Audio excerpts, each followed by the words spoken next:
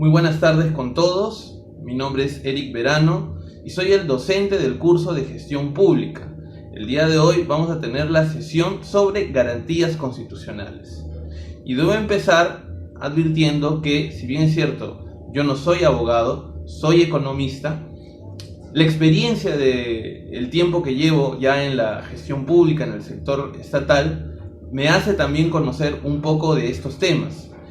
Y sé decirles además de que las garantías constitucionales son una parte fundamental, un componente muy importante dentro de lo que es la administración pública y por lo tanto la importancia que tiene explicarlo el día de hoy, ¿no?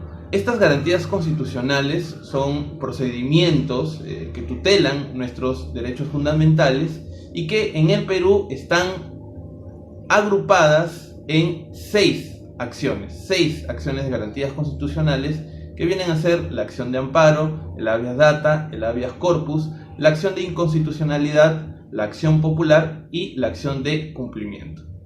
Dicho esto, vamos a empezar esta clase que estará terminando con toda una serie de casos que serán analizados posteriormente ya dentro del desarrollo de la misma clase presencial o en la videoconferencia en vivo. De esta forma, comenzamos la clase del día de hoy. Empezamos entrando a lo que es el aula virtual, la semana número 2, y vamos a descargar el material de la clase, de la cuarta clase, que viene a ser las garantías constitucionales.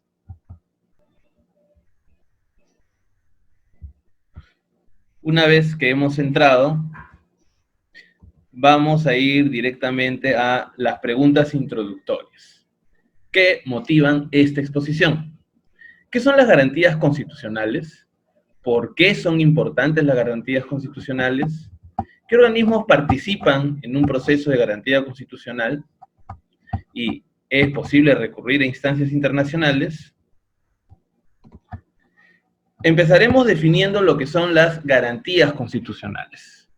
Y es definida como un conjunto de instrumentos procesales consagrados constitucionalmente que cumplen la función de la tutela directa de los derechos humanos, los derechos fundamentales, que son básicos para el desarrollo de una sociedad.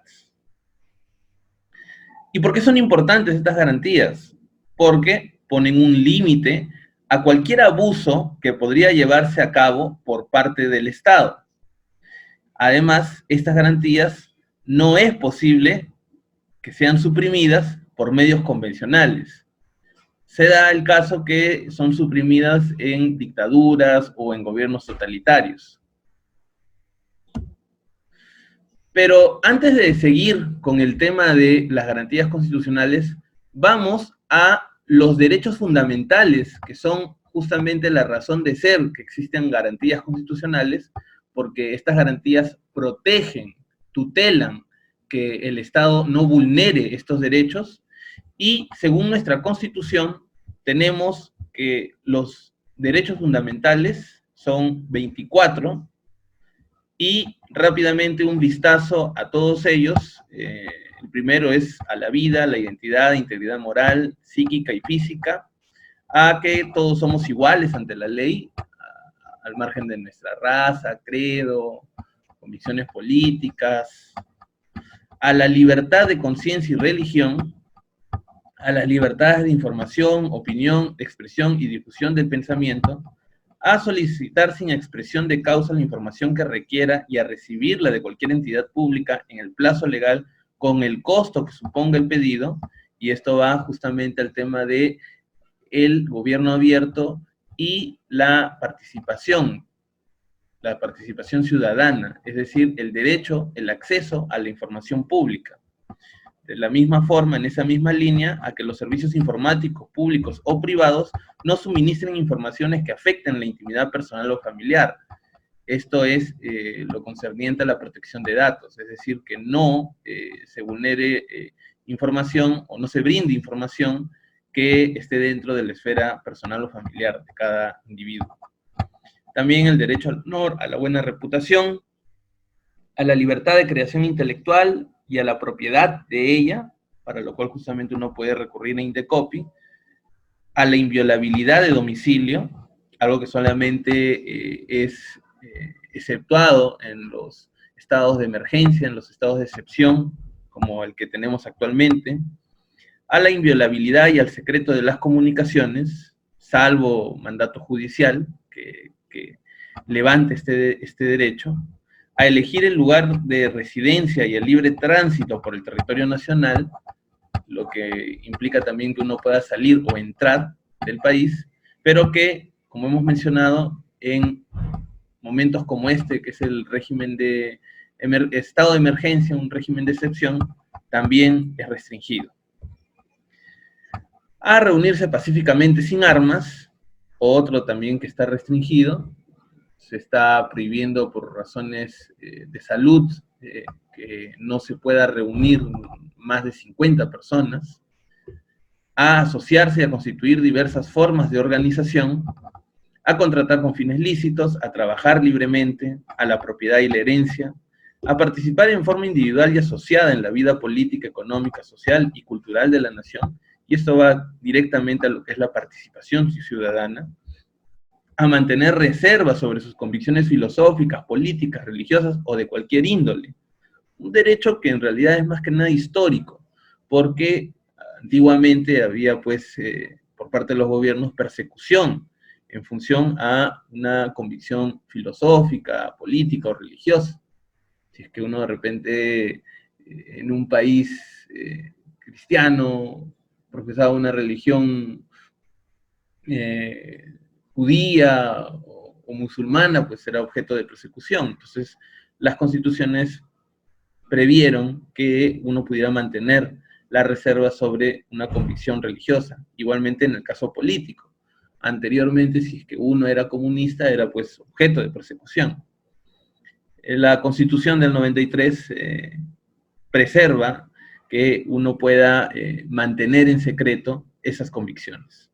A la identidad étnica y cultural, a formular peticiones por escrito, por cualquier medio, ya sea individualmente o colectivamente, a instancias del Estado, a la nacionalidad, un derecho que fue conculcado a algunas personas, como por ejemplo el famoso y emblemático caso de Baruch Ibcher, a quien se le quitó la nacionalidad peruana, una nacionalidad que también tenía, a la paz y tranquilidad, a la legítima defensa, y aquí vamos a entrar a el último de los derechos fundamentales, el 24, que va a implicar varios otros más.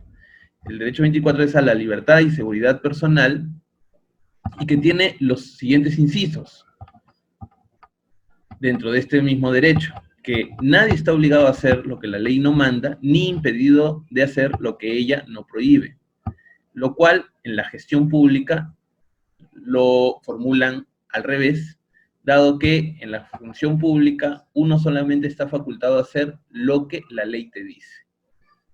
En este caso, para el resto de la ciudadanía es lo contrario. Nadie está obligado a hacer lo que la ley no manda, ni impedido de hacer lo que ella no prohíbe. No se permite forma alguna de restricción a la libertad personal, y acá justamente ya entramos a la materia de lo que son las garantías constitucionales, que no hay prisión por deudas, a excepción de incumplimiento de los deberes alimentarios, es decir, en el caso de que una persona tenga un juicio por alimentos y ya tenga que pasar una pensión por alimentos, pues en esos casos, si es que la persona debe, puede ir a prisión. Solamente en esos casos. A que nadie sea procesado o condenado por acto u omisión que al tiempo de cometerse no esté previamente calificado como una infracción punible. Es decir, aquí aplica el tema de que si en algún momento, por ejemplo, lo que se habla ahora, ¿no? El financiamiento de los partidos políticos. Anteriormente no estaba calificado como una infracción punible, el percibir estos ingresos, pero ahora ya se está considerando que eso puede ser una infracción, un delito. Sin embargo, en el momento en el cual se llevaron a cabo estos ofrecimientos de dinero en campaña, no eran considerados como tal, por lo tanto no se podría procesar o condenar a alguien por el acto de este hecho. Toda persona también es inocente hasta que no haya sido declarada judicialmente su responsabilidad. Nadie puede ser detenido si no es por mandato judicial o autoridades policiales en caso del delito flagrante. Nadie puede ser incomunicado si no es en caso indispensable del esclarecimiento de un delito. Y finalmente, nadie debe ser víctima de violencia física, moral o psíquica, ni sometido a tortura o trato inhumano o humillante. Y esto justamente en relación al caso del miembro de las Fuerzas Armadas, del Ejército, que teniendo detenido a un joven, adolescente, si mal no recuerdo, lo sometió pues a cachetadas, a insultos y amenazas, ¿no? Diciéndole que le iba a perdonar la vida, lo cual puede ser aplaudido quizás por la población, pero que según nuestro marco legal no es permitido, porque se considera como un trato humillante, ¿no? Y nadie puede ser víctima de tratos humillantes. Lo mismo que sucede con muchas personas transexuales, ¿no? Que por esta identidad como transexuales son constantemente humillados, ¿no? Por las fuerzas de seguridad. Entonces, habiendo explicado cuáles son todos estos derechos fundamentales, vamos a los mecanismos de garantías constitucionales que salvaguardan estos derechos. Sobre estos mecanismos, hay que decir que para que sea efectiva la defensa de los derechos humanos, se establecen 6 mecanismos o acciones que generalmente las lleva a cabo el Tribunal Constitucional y que vienen a ser el habeas data, el habeas corpus, la acción de amparo, de inconstitucionalidad, la acción popular y la acción de cumplimiento. Los organismos que pueden participar en estos procesos son, como ya mencionamos, el Tribunal Constitucional, el Congreso de la República, Presidencia de la República, Defensoría del Pueblo, Fiscalía de la Nación, colegios profesionales, sociedad civil, todo el Poder Judicial, etc. Ahora vamos a describir brevemente cuáles son estas acciones de garantías constitucionales y vienen a ser la acción de habeas corpus, que es principalmente procede ante el hecho u omisión que cualquier autoridad, funcionario o persona vulnere o amenace la libertad individual o los derechos constitucionales. La acción de amparo procede contra el hecho u omisión por parte, igualmente, de cualquier autoridad que vulnere o amenace los derechos constitucionales, exceptuando a los señalados en el inciso siguiente. Obviamente que esto no procede contra normas legales o resoluciones judiciales emanadas del procedimiento regular. La acción del habeas data, que procede contra el hecho u omisión por parte de cualquier autoridad, funcionario o persona que vulnera o amenaza los derechos a que se refiere el artículo 2, inciso 5 y 6 de la Constitución. ¿Y cuáles son esos incisos? Los tenemos aquí, que viene a ser la solicitud sin expresión de causa de la información que se requiera, o a que los servicios informáticos públicos o privados suministren información que afecte la intimidad personal o familiar. Seguimos, entonces, con la acción de inconstitucionalidad que procede contra las normas que tienen rango de ley, ya sean leyes, decretos legislativos, decretos de urgencia, tratados, reglamentos del Congreso, normas regionales de carácter general y ordenanzas municipales que contravengan, contradigan la Constitución en forma o fondo. Cuando sean ese tipo de leyes que contradicen la Constitución, se puede proceder con una acción de inconstitucionalidad. La acción popular, que procede por infracción de la Constitución y de la ley contra los reglamentos, normas administrativas y resoluciones y decretos de carácter general, cualquiera sea la autoridad de la que emanen. Y finalmente, la acción de cumplimiento, que procede contra cualquier autoridad o funcionario renuente que se revele a acatar una norma legal o un acto administrativo, sin perjuicio de las responsabilidades de ley. Y de esta forma terminamos esta breve exposición sobre las garantías constitucionales, pasando a ver algunos casos que serán desarrollados ya en la clase misma, en la videoconferencia o clase presencial que se va a tener sobre esta sesión. De esta forma hemos terminado el curso, la clase del día de hoy sobre garantías constitucionales. Creo que para todos ha quedado definida ya lo importante que son estas garantías que defienden, que tutelan nuestros derechos fundamentales, nuestros derechos humanos. Y si es que te gustó este tema y quieres enterarte de otros, no olvides suscribirte a este canal para que puedas recibir más de esta información y otros temas que quizás, estoy seguro, pueden ser de tu interés. Eso sería todo de mi parte. Hasta la próxima clase.